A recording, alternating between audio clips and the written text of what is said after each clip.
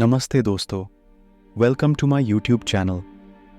आज की जो बुक है, गाय स्पियर ने अपनी पुस्तक the education of A value investor, my transformative quest for wealth, wisdom and enlightenment में कृतज्ञता व्यक्त करने और आभारी होने के महत्व के बारे में लिखा है।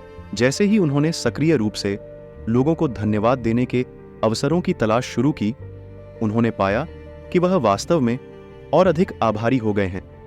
जितना अधिक उसने सद्भावना व्यक्त की, उतना ही अधिक उसे इसका एहसास होने लगा। यह नशे की लत है। और यह लत क्यों है? क्योंकि आप बेहतर महसूस करते हैं। यह कुछ ऐसा है जो पिछले कुछ वर्षों में उत्तरोत्तर मुझ पर अंकित होता गया है। और यह कुछ ऐसा है जिसे मैंने अपने जीवन के पाठों में सूचीबद्ध किया है, बदले में कुछ भी अपेक्षा किए बिना दें। संभवतः आप इसे भविष्य में वापस पालेंगे, लेकिन यदि नहीं तो फिर भी ऐसा करें। कुछ भी वापस पाने की आशा मत करो। आभारी होना न केवल प्राप्त करने वाले व्यक्ति के लिए फायदेमंद है, बल्कि इसे व्यक्त करने वाले व्यक्ति के लिए भी व्यसनी हो सकता है। हालांकि यह ध्यान रखना महत्वपूर्ण है कि आभारी होने का प्रतिफल तत्काल नहीं हो सकता है।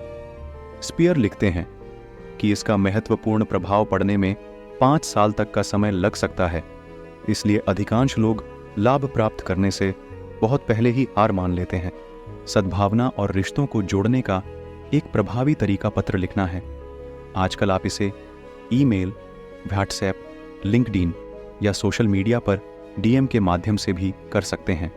स्पियर लिखते हैं, जैसा कि मैं अब समझता हूं, पत्र लिखने की यह आदत केवल पैसे जोड़ने के बजाय सद्भावना और रिश्तों को जोड़ने का एक अविश्वसनीय रूप से प्रभावी तरीका है। उन्होंने यह भी नोट किया कि जब उन्होंने एक विशेष व्यक्ति मोहनीश पबराई को धन्यवाद दिया, तो उनके पहले रात्रिभोज के बाद जो कई महान चीजें हुईं, वे शायद कभी नहीं हुईं। वह लिखते हैं, उस समय मुझे यह समझ में नहीं आया था, लेकिन अब मैं देखता हूं कि मैंने जो भी पत्र लिखा वह आकस्मिक घटना का निमंत्रण था। यह ध्यान रखना भी महत्वपूर्ण है कि प्रामाणिक तरीके से आभार व्यक्त करने से अधिक प्रभाव पड़ सकता है।